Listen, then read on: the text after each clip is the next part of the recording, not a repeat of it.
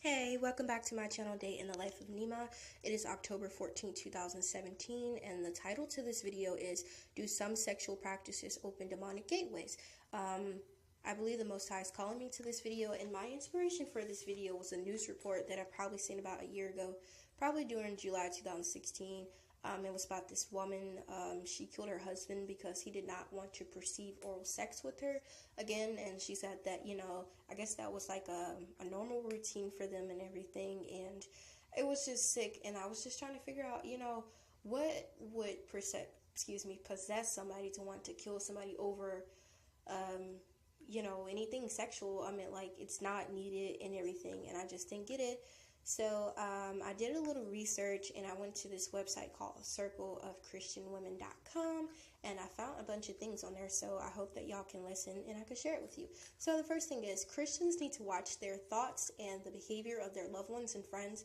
There can be generational sins of rape and abuse that comes through the bloodline, similar to having a special disease coming through the bloodline. So basically, it said generational sins, which also ties in with generational curse. A generational curse is literally a curse that happened.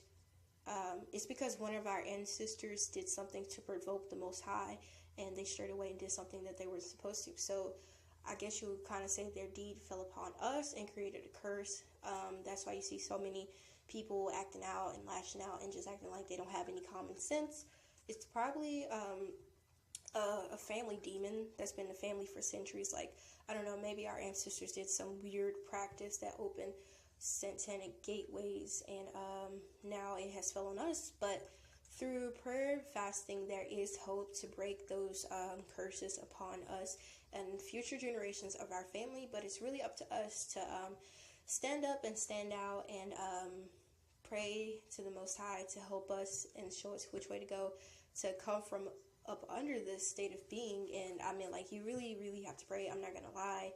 I sometimes, like all humans, I slip off with my praying, but I am trying my hardest to pray without ceasing and everything, so I encourage you to do the same thing. So basically, I've seen this part on the website. I kind of call it an input-output, like diagram.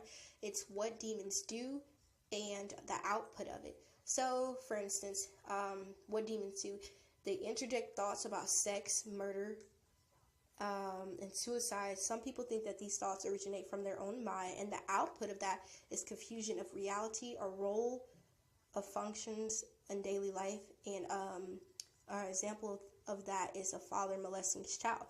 Also, here's another input: sending images into the mind of provision and murder and suicide. And the output is you having a desire, a pleasure, a fetish for more like gruel images and everything. Sorry, you probably hear my paper turning. Also, what demons do, they control sleeping functions. They can literally wake us up with bad dreams. That's a demonic attack. And also sleep paralysis. And from that activity of them putting that input on us, the output is us having insomnia, afraid to go to sleep, confusion, lack of sense of reality and everything. So the reason why I was thinking about that woman is because I was thinking about, for instance, oral sex goes on to sodomy. Sodomy is literally like sick demonic practices. Like, if you ever heard of Sodom and Gomorrah in the Bible, and like Babylon the Great. So, like, for instance, think about it. If somebody commits oral sex, think about how many germs you have in your mouth and on your tongue and in your saliva, and think about how many germs you have, on the surface of the genitalia. And just think about, like, why would you want to mix that together? That's not a good thing. If I remember right, you can get herpes and HIV from that and other diseases. And instead of sexual transmitted diseases, as well as spiritual transmitted diseases, because when you have sex with somebody, you're literally becoming as one, or even a kiss, you're transferring energy and DNA. So that means whatever, like, things you're struggling with spiritually is passed down to you from another person, and a piece of that DNA from another person is passed down onto you. Is the same. You're just swapping DNAs. So I just find that very strange, and in my opinion, it does open demonic gateways, because some people get hooked off of sex, and it's a beautiful thing. you know, between two people that love each other, but it shouldn't be to the point that you freaking want to kill somebody over it, or you just feel twitchy over it all the time, you know. And I just feel so sad for that man, even though he shouldn't have cheated on her, but it's not my place to judge. I just wish that scenario could have played out differently. It's so many news reports about people killing or severely hurting people, putting them in the hospital over sexual deeds, and it's just crazy. Let me know what you think in the comment sections below. Have a great day. Like and subscribe.